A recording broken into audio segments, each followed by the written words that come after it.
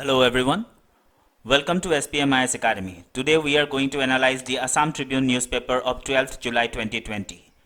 Please note that you can download the PDF version of today's newspaper analysis by clicking the link given in the comment section. You can download PDF version of June 2020 magazine from our website spmisacademy.com. You can also download and install our e-classes app SPMIS e-classes. May 2020 current affairs test is available on our app now, and you can attempt it for free to test your preparation level. You can join our WhatsApp group through the link in the description section for more study materials. So these are the list of topics that we are going to cover in our today's newspaper analysis. The first topic is taken from editorial section, and it says agri sector can absorb 35 to 40 lakh more hands, right? So it is basically about Assam agricultural sector. So this is important from our paper 6 Assam economy, and it is also important from prelims point of view. So this article contains the excerpts from an interview with Dr. K.M. Bujar Borua. He was the former Vice Chancellor of Assam Agricultural University, and he was also the former Deputy Director General of Indian Council of Agricultural Research, New Delhi, and he was the Director of ICAR North Eastern Region. So उनके साथ जो interview है तो उससे वो agricultural जो sector है उसके कुछ इश्यूज के बारे में, कोविड-19 पैंडेमिक का क्या इम्पैक्ट पड़ रहा है असम के एग्रीकल्चरल सेक्टर में, उसके ऊपर वो कुछ अपना ओपिनियन वो एक्सप्रेस करते हैं. तो उसी के बारे में वही सब ओपिनियंस इस आर्टिकल में कवर किया गया है. So let us have a look what are his opinions और views regarding Assam agricultural sector and the impact of COVID-19 pandemic on this particular sector. So you see, Assam is already facing the problem of unemployment, right? Assam में अभी भी जो unemployment का issue है वो already है. अभी COVID-19 pandemic के वजह से, due to this pandemic, lakhs of workers have returned to their villages. Assam के बाहर जाके जो लोग काम कर रहे थे, अभी जैसे ये कोविड-19 स्टार्ट हो गया, ये पैंडेमिक स्टार्ट हो गया, तो वो लोग अभी वापस आसाम रिटर्न कर गए हैं, वो लोग अपने घर में वापस आ गए हैं. तो अल्टीमेटली क्या हुआ, पहले से जो अनएम्प्लॉयड यूथ था उसके साथ अभी ये एडिशनल लोग आसाम में आ गए हैं, जिसके वजह से ये जो अनएम्प्लॉयमेंट का इश्यूज था ये अभी और ज्यादा बढ़ गया है. अभी इस इशू को सोल्व करने के लिए, एड्रेस करने के लिए agriculture can play a proactive role. So according to mister Bujar Borua, agriculture can play a proactive role in addressing this particular issue. According to him, the agriculture sector in Assam can absorb additional 35 to 40 lakh working hands for 6 months to 1 year duration. अभी जितने लोग engaged है ये particular sector में, उसके अलावा और 35 to 40 lakh working hands, working people can be absorbed in this agricultural sector. So agricultural sector के थ्रू हम लोग ये अनएम्प्लॉयमेंट के इश्यूज को कुछ हद तक हम लोग चेक कर सकते हैं, right? And he says that businessization of agriculture has already started. Now the entire food value chain is being looked at from a business, commerce and public health angle. तो लोग अभी एग्रीकल्चर को business point of view से अभी देखना start कर दिए हैं. इसका भी रीजन हम लोगों को देखने को मिलेगा आगे. अगर हम एग्रीकल्चर सेक्टर के कंट्रीब्यूशन के बारे में बात करें स्टेट जीडीपी में, then you see agricultural sector absorbs half of the state's workforce. Assam के जितने लोग काम करते हैं 50% of those people are engaged in agricultural sector, but still agri sector contributes less than 1/5 of the GDP. 50% workforce agriculture sector के साथ जुड़ा हुआ है, लेकिन जीडीपी में एग्रीकल्चरल सेक्टर का कंट्रीब्यूशन 20% से भी कम है, राइट? और ये कम हो गया है mainly because of the growth of service industry and other sectors. So service industry हो गया, अदर सेक्टर्स हो गया, they grew at the cost of agricultural sector, right? और ये जो सर्विस इंडस्ट्री या जो मैन्युफैक्चर इंडस्ट्री है ये सब जब ग्रो कर गया, एग्रीकल्चरल सेक्टर कंप्लीटली इग्नोर्ड होके रह गया था. So that was according to him, that was one of the reasons for this slow growth of agricultural sector. लेकिन अभी क्या हुआ है, कोविड-19 पेंडेमिक जैसे स्टार्ट हो गया, उसके वजह से around 2.7 billion people engaged across the world in these sectors are suffering. बहुत ज्यादा जॉब क्राइसिस होने लगा है बिकॉज ऑफ दिस पेंडेमिक. बहुत सारे लोग अपने जो नौकरी है, जो काम वो लोग कर रहे थे, वो खो चुके हैं. तो एक जॉब क्राइसिस क्रिएट हो गया है because of this covid pandemic, and these people engaged in agri and allied sector, they are at least relatively safe. तो ये जो 2.7 बिलियन पीपल है, they were mostly engaged in other sectors other than agricultural sectors. तो अभी अगर हम लोग कोविड-19 pandemic के इम्पैक्ट के बारे में बात करें तो देखा जाएगा कि एग्रीकल्चर सेक्टर में जो जॉब लॉस है वो रिलेटिवली कम है. जो लोग एग्रीकल्चरल सेक्टर के साथ जुड़े हुए हैं, they are relatively safe as compare to the people engaged in other sectors.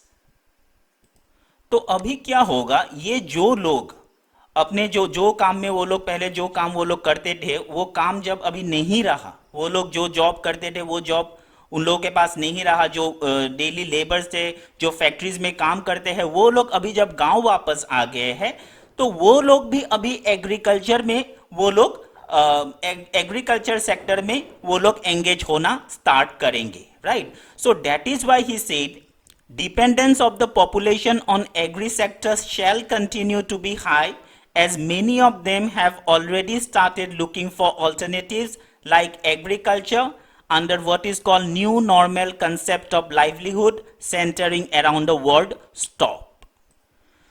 So उनका बोलना है कि कोविड-19 पेंडेमिक के वजह से एग्रीकल्चर सेक्टर के ऊपर डिपेंडेंसी और बढ़ जाएगा, क्योंकि अभी जो अनएम्प्लॉयड लोग हैं वो लोग अभी एग्रीकल्चरल फील्ड को एक्सप्लोर करने का कोशिश करेंगे. वहीं पे वो लोग अपने जो लाइवलीहुड है वो एग्रीकल्चर सेक्टर से ही उसको जुगाड़ करने का कोशिश करेंगे, because it has become the new normal concept of livelihood. ये पूरा जो new normal concept of livelihood जो बोलते हैं, जो नया नॉर्मल है, it centres around the word stop, STOP. ये स्टॉप का फुल फॉर्म उन्होंने बोला है. S stands for social distance, T stands for travel time, that means reduction of travel time due to work from home or purchase from home culture. Then occupancy, reduction of employees, and P stands for protection of environment, less travel, less fuel, then less emission of greenhouse gases. तो अभी जो हम लोगों का livelihood है, it centers around these factors, right? और इसी के वजह से जो एग्रीकल्चरल सेक्टर है उसके ऊपर डिपेंडेंसी लोगों का बढ़ जाएगा.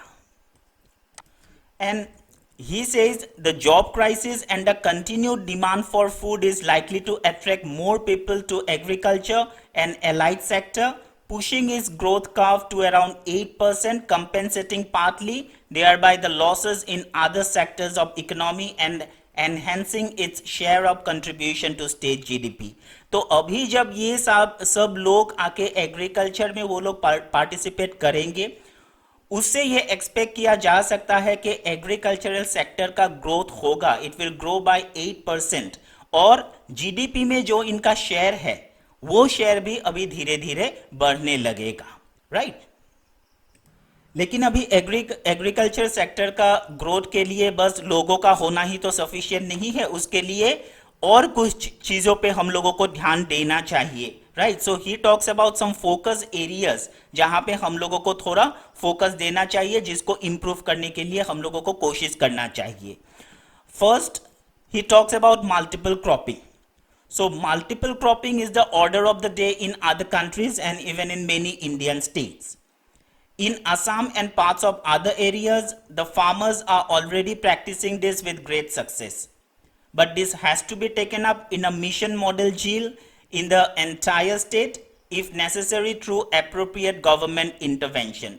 Multiple cropping का मतलब क्या होता है कि एक piece of land में अलग अलग crops cultivate करना, राइट. तो एक सेम पीस ऑफ लैंड में अलग अलग वो लोग क्रॉप कल्टीवेट करेंगे, राइट। और जब हम लोग मल्टीपल क्रॉपिंग प्रैक्टिस करना स्टार्ट करेंगे पूरी तरीके से पूरा स्टेट में, then only we will be able to be self sufficient in pulses, oil seeds, fodder and high value crops. तो हम लोगों को अगर सेल्फ सफिशिएंट बनना है तो multiple cropping is a must, right. Then he talks about irrigation infrastructure. Assam का जो इरिगेशन है it is far from satisfactory, right, बहुत ही पुअर कंडीशन में है। So we need to improve our irrigation infrastructure in order to utilize the full potential of the state. तो irrigation को भी इंप्रूव करना पड़ेगा। लेकिन वो ये भी बोलता है कि irrigation is not the only cause, right, cause for this low growth. इसके अलावा जो मेंटेलिटी है वो भी चेंज होना पड़ेगा लोगों का। एक डिटरमिन तरीके से लोगों को एग्रीकल्चर में इन्वॉल्व होना पड़ेगा, राइट। और लॉकडाउन के बारे में वो बोलते हैं कि as we do agriculture in business mode we cannot afford to lock down our production units, that is crop fields, for 5-6 months in a year. ये पॉसिबल नहीं है कि 5-6 महीने तक हम लोग जो हम लोगों का क्रॉप फील्ड्स है उसको ऐसे ही रख दे, उस पे हम लोग कुछ कल्टीवेशन ना बिना किए उसको छोड़ के रख देना हम लोग अभी एफोर्ड नहीं कर सकते हैं। So when around 800 million people globally go to bed hungry, it is an offense to keep our productive land fallow for 6 months. तो 6 महीने तक हम लोगों का जो एग्रीकल्चर है, जो हम लोगों का क्रॉप फील्ड्स है, वो क्रॉप फील्ड्स को हम लोग बेकार नहीं रख सकते हैं। Then he talks about high quality seeds and soil nutrients. He says they are very vital seminal requirement. Decision of Government of India to convert northeastern agriculture to organic mode will certainly help rejuvenating the soil health if pursued in a planned manner, right? तो अभी already government of India ने बोल दिया है कि they are interested in making the north eastern region, यहाँ पे north eastern reason को पूरा ऑर्गेनिक कल्टीवेशन के लिए, ऑर्गेनिक मेथड के लिए वो लोग प्रिपेयर करना चाहते हैं। और अगर ये करने में वो लोग सक्सेसफुल हो जाते हैं तो हम लोगों का नॉर्थ ईस्टर्न रीजन का जो सॉइल है तो वो सॉइल को डेवलप कर पाना पॉसिबल होगा। एक प्लान्ड मैनर से अगर सेंट्रल गवर्नमेंट का ये डिसीजन इंप्लीमेंट होता है तब जो सॉइल हेल्थ है वो इंप्रूव होगा। So we should embrace the concept of local and vocal coined by our honorable Prime Minister and produce our own seeds, and this can be easily done if the reported nexus in seed sector is broken for good, right? तो जो monopoly है उसको तोड़ना पड़ेगा, right. और हम लोगों को अगर सेल्फ सफिशिएंट होना है, सही मायने में हम लोगों को अगर एग्रीकल्चरल सेक्टर, हम लोगों के स्टेट के एग्रीकल्चरल सेक्टर को डेवलप करना है तो जो लोकली प्रोड्यूस्ड सीड्स है या जो सीड्स जो हाई क्वालिटी सीड्स है वो सीड्स को हम लोगों को अपने स्टेट में उसको प्रोड्यूस करना पड़ेगा, right. Then he also talks about development of livestock, dairy and fishery sectors, right? So there is great scope for development of livestock, dairy and fishery sectors which are also labor intensive. तो यहाँ पे भी बहुत ज़्यादा employment का scope है, ठीक है। और उन्होंने कुछ एग्जाम्पल दिए हैं। For example he says Assam receives around 30 lakh eggs per day from outside source, that is around 110 crore egg per day. तो वो बोलते हैं कि जब हम लोग ये 110 करोड़ एग्स एक साल में हम लोग बाहर से इंपोर्ट कर रहे हैं तो why can't we produce this eggs here in Assam? बाकी स्टेट्स अगर कर सकते हैं तो असम क्यों नहीं कर सकता है? Similar is the case for milk and meat. तो इन सब सेक्टर में तो हम लोग सेल्फ सफिशिएंट हो ही सकते हैं, हम लोगों के पास रिसोर्स अवेलेबल है, right. Then progress in fishery sector is comparatively better, though it still suffers from a deficiency of around 23,000 metric ton, while we have the resource and opportunity to produce additional 1 lakh metric ton of fish. तो ये 23,000 metric ton का जो deficiency है वो क्यों है? नहीं होना चाहिए। जब हम लोगों के पास अपॉर्चुनिटी है, रिसोर्स है कि हम लोग additional 1 lakh metric ton fish produce कर सकते हैं तो ये डेफिशिएंसी एक्चुअली नहीं होना चाहिए था। तो ये सब एस्पेक्ट्स के ऊपर हम लोगों को थोड़ा ध्यान देना पड़ेगा। Then he talks about cooperatives or producer groups. There is need to organize our farmers into cooperatives or producer groups for securing remunerative prices. NGOs and self-help groups can play a very important role in it. And he says that we can take the example of white revolution, which was possible only because of the cooperative structure that was pursued.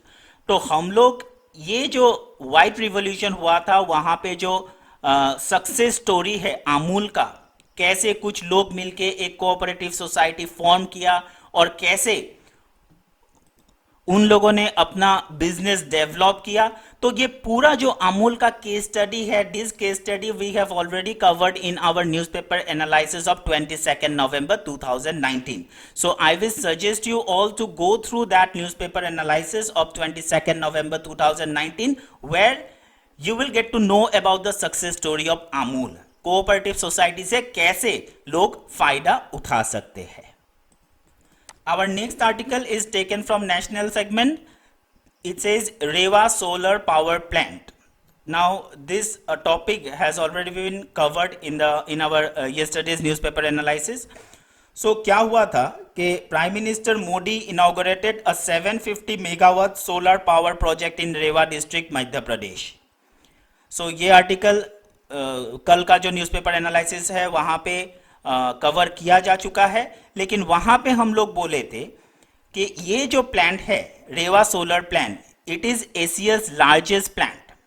इसका capacity है 750 megawatt. हम लोगों ने ये coat किया था on the basis of statement made by prime minister Modi after inauguration. Many union ministers also claim the same through their Twitter messages, right? So बहुत सारे यूनियन मिनिस्टर्स में ट्वीट किए थे, जैसे आप लोग यहाँ पे देख सकते हैं. स्मृति ईरानी जी ने ट्वीट किया था Asia's largest solar power project inaugurated by PM Narendra Modi. Amit Shah ji ने ट्वीट किया था I thank prime minister Narendra Modi for dedicating Asia's largest 750 megawatt Rewa solar project. तो वो लोग क्लेम कर रहे थे कि this is the Asia's largest solar power plant.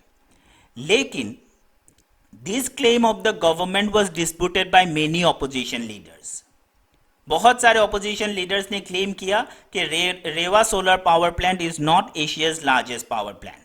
Then we made some fact check and found list of solar power plants having larger capacity than Rewa solar power plant of Madhya Pradesh. तो हम लोगों ने फैक्ट चेक किया, check करके हम लोगों को कुछ पावर प्लांट्स के नाम मिले जिसका capacity Rewa solar power plant से बहुत ज्यादा है, right. So according to data of Bloomberg new energy finance there are 9 solar power plants having capacity more than Rewa solar power plant. तो रेवा सोलर पावर प्लांट जैसा क्लेम करते हैं गवर्नमेंट के Asia's largest power plant है, largest solar power plant है, actually में वैसा नहीं है. तो अगर हम कुछ सोलर पावर प्लांट के बारे में बात करें जिसका capacity Rewa solar power plant से ज़्यादा है, तो फर्स्ट आता है भडला सोलर पार्क जिसका कैपेसिटी है 2250 megawatt. The Bhadla Solar Park is located in Bhadla village in Rajasthan's Jodhpur district. And this solar park is claimed to be the largest solar power plant in the world. It has an area of 14,000 acres and has been installed with a capacity of nearly 2,250 megawatts and it is fully operational. Right? So आप देखिए रेवा solar power plant से कितना ज़्यादा capacity है इस Bhadla solar park का. Then we have शक्ति स्थल सोलर पावर प्रोजेक्ट जिसका कैपेसिटी है 2050 megawatt.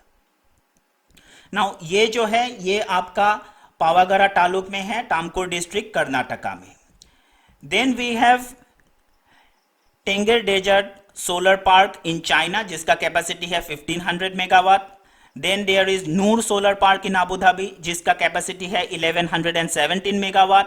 Datong solar power top runner base China में है जिसका कैपेसिटी है 1000 megawatt. Then ultra mega solar park है जिसका कैपेसिटी है 1000 megawatt. And there was Longyangxia dam solar park in China जिसका कैपेसिटी है 850 megawatt. So you see all this solar plants have capacities more than Rewa solar power plant, right. So Rewa solar power plant Asia's largest solar power plant नहीं है, right. Our next topic is taken from environment segment and it says tiger census in India. It is important from our syllabus paper for environment and it is also important from prelims point of view. Our next topic has been taken from environment segment and it says tiger census in India. This topic is important from our syllabus paper for environment and it is also important from prelims point of view. So सबसे पहले देखते हैं कि tiger census है क्या. What is tiger census? So this is a programme run by government of India to count number of tigers in India. हर 4 साल में ये जो टाइगर है, कितने टाइगर्स है, टाइगर पॉपुलेशन, टाइगर का पॉपुलेशन क्या है, उसके लिए ये सेंसस कंडक्ट किया जाता है, right. So this census is conducted every 4 year. Last time it was conducted in 2018 and data was published in July 2019. So 2018 में last census हुआ था, तो next census जो होगा वो 2022 में होगा. और ये जो टाइगर सेंसस है, it was first conducted in the year 2006 and this census is conducted by National Tiger Conservation Authority (NTCA) and the Wildlife Institute of India. And it is conducted under Project Tiger of Government of India. So this was basically about the tiger census. अभी हम लोग जो tiger census 2019 है उनके data हम लोग थोड़ा देख लेते हैं. So according to the tiger census 2019, total number of tigers was 2967 और 2014 में ये नंबर था 2226. तो आप देखिए कि 2014 से 2018 में ये जो टाइगर पॉपुलेशन है ये बढ़ गया है. There was an increase of 33% in the tiger population in India. Chhattisgarh and Mizoram are the only state where tiger population has decreased from 2014. Chhattisgarh और मिजोरम में डिक्रीज कर गया है पॉपुलेशन, लेकिन बाकी सब जगह में टोटल अगर हम लोग पॉपुलेशन के बारे में बात करें तो वो 2014 से अभी 33% बढ़ गया है 2018 तक. और छत्तीसगढ़ और मिजोरम में ये टाइगर पॉपुलेशन डिक्रीज होने का मेन कारण माना जाता है Maoist insurgency. Now no tiger has been found in 3 tiger reserves, that is Buxa West Bengal, Palamau Jharkhand and Dampa Mizoram. ये 3 ऐसे टाइगर रिजर्व्स है जहां पे कोई भी टाइगर नहीं है, right. Then Pench Tiger Reserves in Madhya Pradesh has been declared best managed and Saithamangalam Tiger Reserve in Tamil Nadu is best improved from 2014. और IUCN Red Data Book में tiger is an endangered species, right. अभी ये जो tiger census है, tiger census के लिए कौन सा मेथड यूज किया जाता है, methods that are used in tiger census. क्या मेथड यूज किया था 2019 में? हम लोग नॉर्मल सेंसस के जैसा तो जा जाके हम लोग गिन नहीं सकते हैं. So there are certain techniques which are used in this census, right. So एक मेथड है पगमार्क टेक्निक. सो ये जो पगमार्क टेक्निक है, it has been one of the most popular ways of counting tigers. Each tiger is known to leave a distinct pug mark. ये जो देख सकते हैं इनके टाइगर का जो पंजे का जो मार्क होता है, इसी को पग मार्क बोलते हैं. तो each tiger they leave a distinct pug mark on the ground and these are different from the others in the big cat family. Photographs of these pug marks are then analyzed to assess the tiger numbers. हर एक का अलग अलग होता है, तो जितने ऐसा marks मिलेंगे जो फोटोग्राफ्स है वो फोटोग्राफ्स बाद में एनालाइज किया जाता है to assess the number of tigers. ये एक मेथड हो गया. Then there was other method which is installation of cameras. So cameras are left in dense forest for several days to capture images of individual tigers.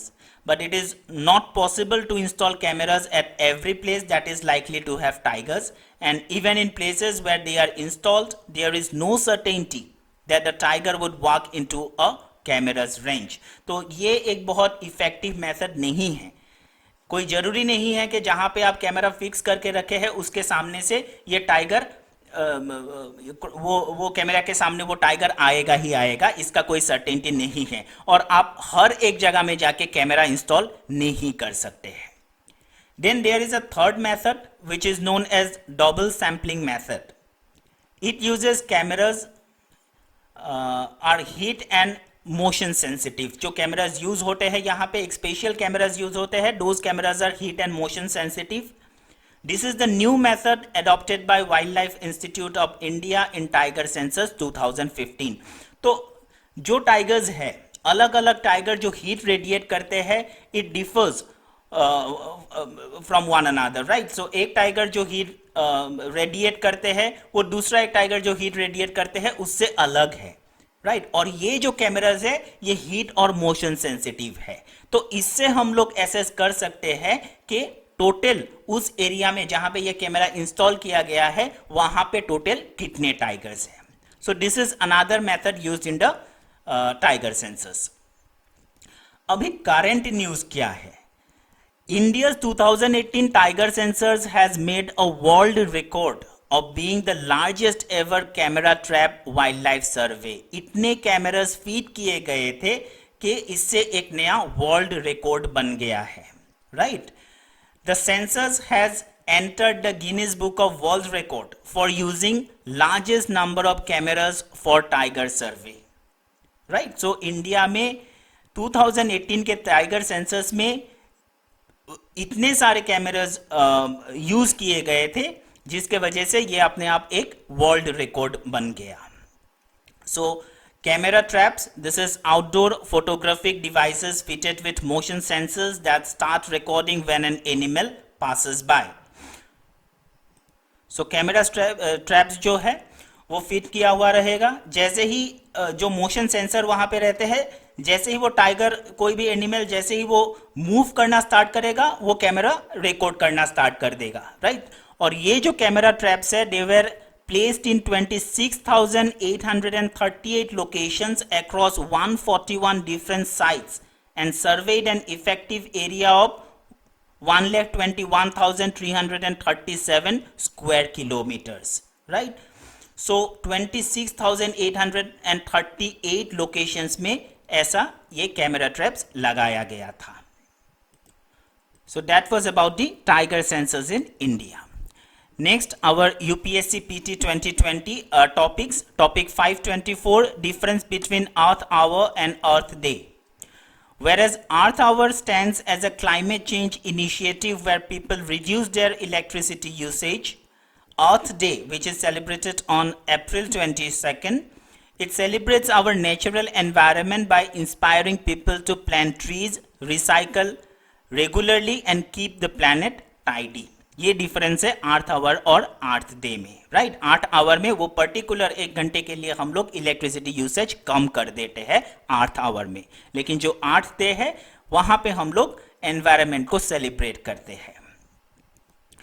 Topic 525, new year. According to Hindu new year और Vikram Samvat, the month of Chaitra usually falls between the months of March and April, marks the new year or first month of Hindu calendar.